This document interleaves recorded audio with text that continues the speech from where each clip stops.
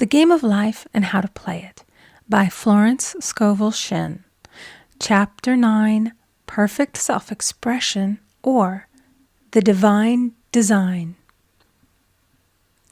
No wind can drive my bark astray, nor change the tide of destiny. There is for each man perfect self-expression. There is a place which he is to fill, and no one else can fill. Something which he is to do, which no one else can do. It is his destiny. This achievement is held, a perfect idea in divine mind, awaiting man's recognition. As the imaging faculty is the creative faculty, it is necessary for man to see the idea before it can manifest. So man's highest demand is for the divine design of his life. He may not have the faintest conception of what it is, for there is possibly some marvelous talent hidden deep within him.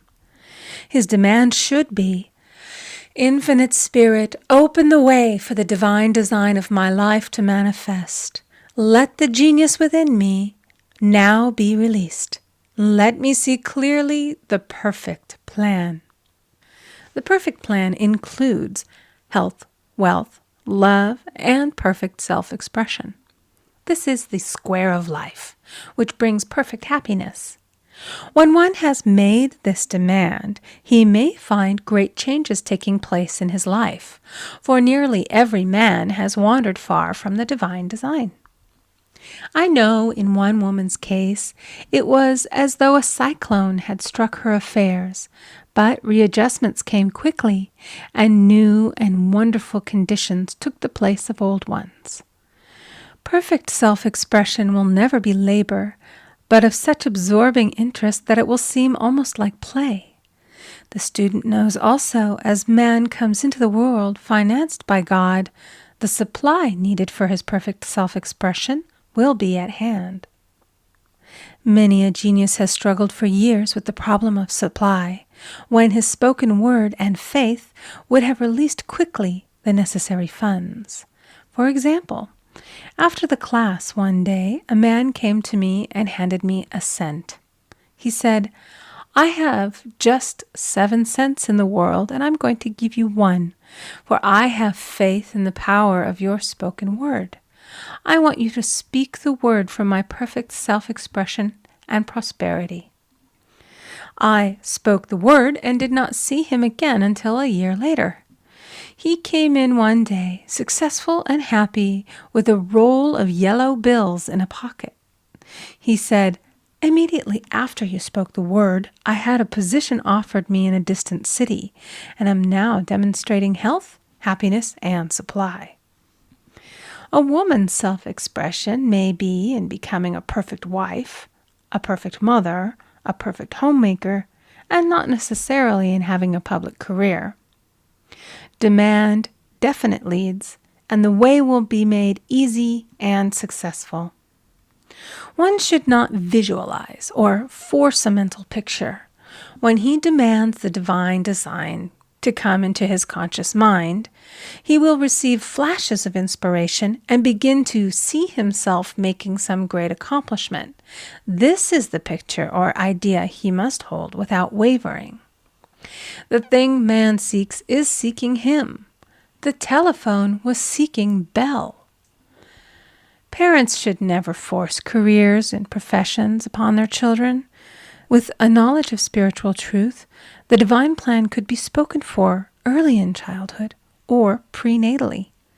A prenatal treatment should be, let the God in this child have perfect self-expression. Let the divine design of his mind, body, and affairs be made manifest throughout his life, throughout eternity. God's will be done, not man's. God's pattern, not man's pattern, is the command we find running through all the scriptures, and the Bible is a book dealing with the science of the mind. It is a book telling man how to release his soul or subconscious mind from bondage. The battles described are pictures of man waging war against mortal thoughts. A man's foes shall be they of his own household. Every man is Jehoshaphat, and every man is David, who slays Goliath, mortal thinking, with the little white stone, faith. So man must be careful that he is not the wicked and slothful servant who buried his talent. There is a terrible penalty to be paid for not using one's ability. Often, fear stands between man and his perfect self-expression. Stage fright has hampered many a genius. This may be overcome by the spoken word or treatment. The individual then loses all self-consciousness and feels simply that he is a channel for infinite intelligence to express itself through. He is under direct inspiration, fearless and confident, for he feels that it is the Father within who does the work. A young boy came often to my class with his mother. He asked me to speak the word for his coming examinations at school. I told him to make the statement, "I am one with infinite intelligence. I know everything I should know on this subject." He had an excellent knowledge of history, but was not sure of his arithmetic. I saw him afterwards, and he said, "I spoke the word for my arithmetic and passed with the highest honors, but I thought I could depend upon myself for history and got a very poor mark." Man often receives a setback when he is too sure of himself, which means he is trusting to his personality and not the Father within. Another of my students gave me an example of this. She took an extended trip abroad one summer, visiting many countries where she was ignorant of the languages. She was calling for guidance and protection every minute, and her affairs went smoothly and miraculously. Her luggage was never delayed nor lost.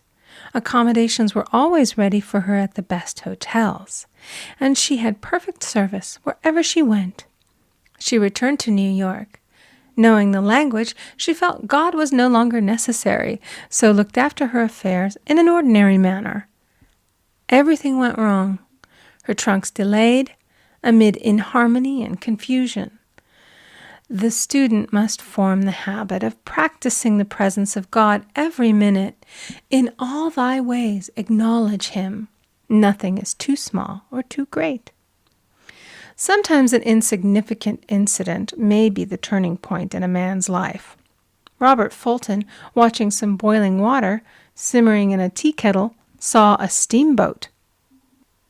I have seen a student often keep back his demonstration through resistance or pointing the way. He pins his faith to one channel only and dictates just the way he desires the manifestation to come, which brings things to a standstill. "My way, not your way," is the command of infinite intelligence.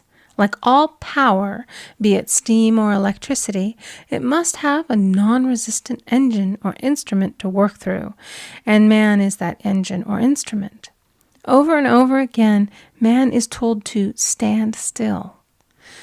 "O Judah, fear not, but tomorrow go out against them, for the Lord will be with you. You shall not need to fight this battle.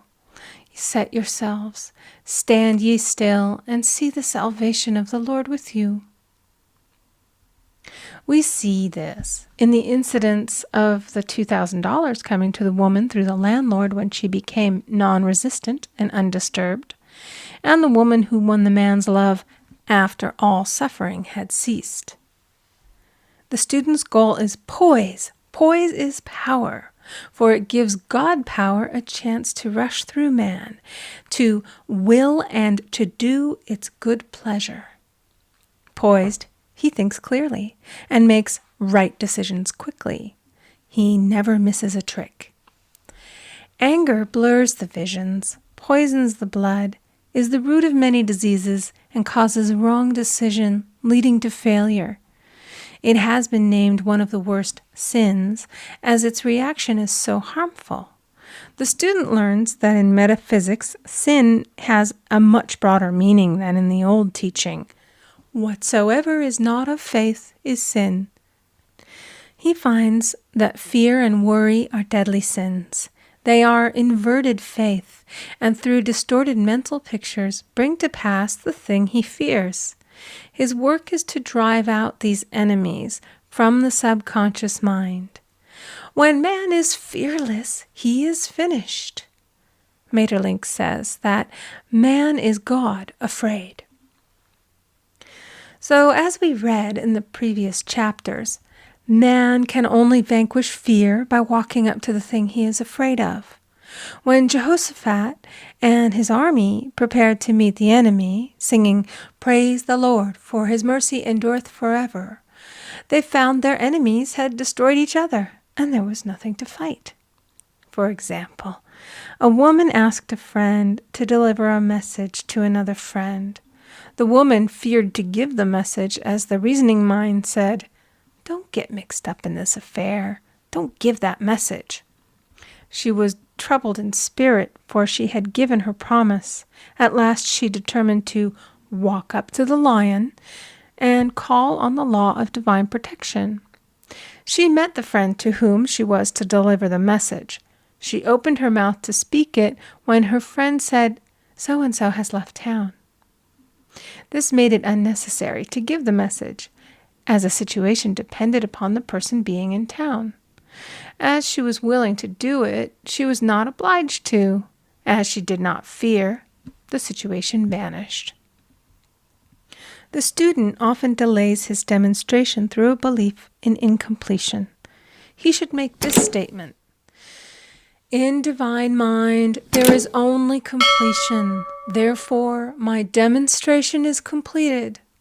My perfect word, my perfect home, my perfect health."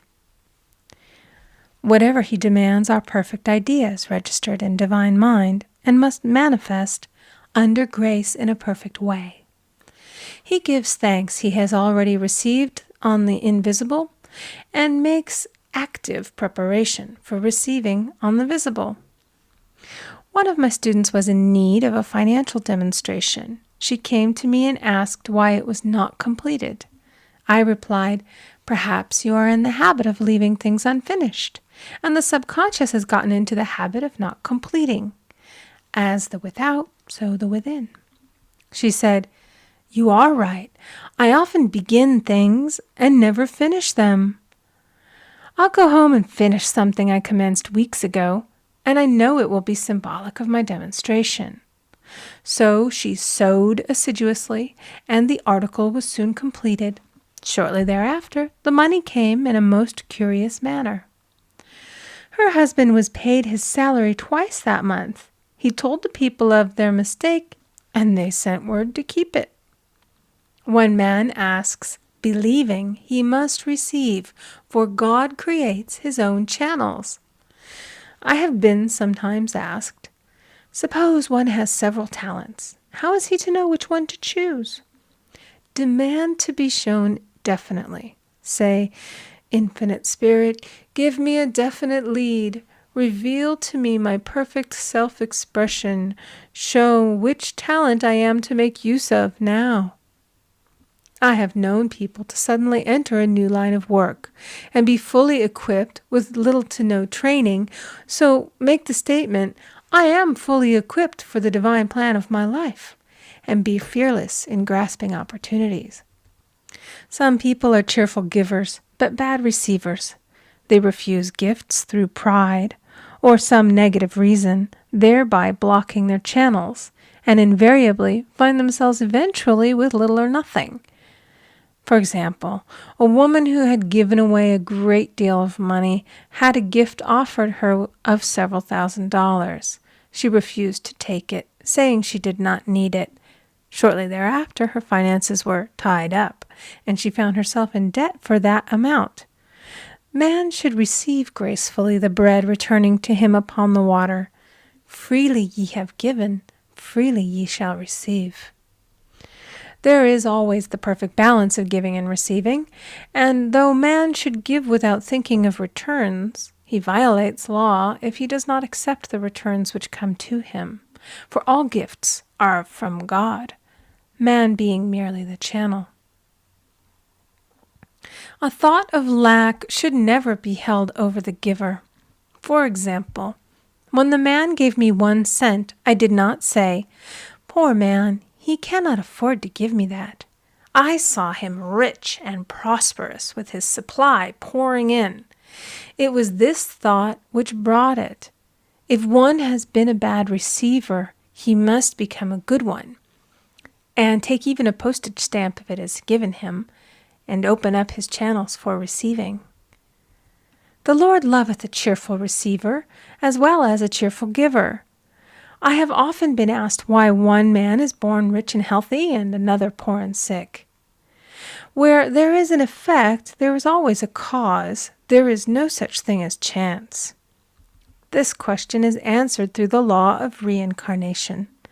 Man goes through many births and deaths until he knows the truth which sets him free.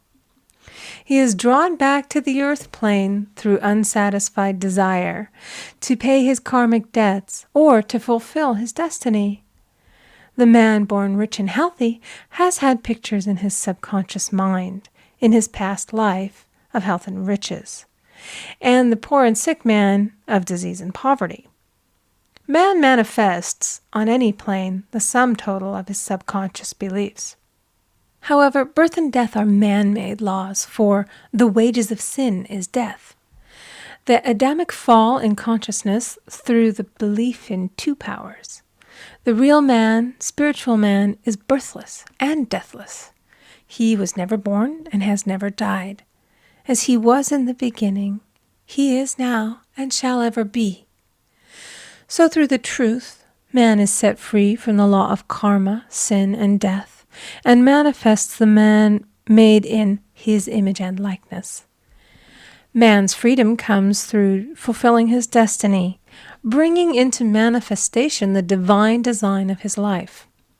His Lord will say unto him, "Well done, thou good and faithful servant. Thou hast been faithful over a few things. I will make thee ruler over many things," death itself. "Enter thou into the joy of thy Lord, eternal life."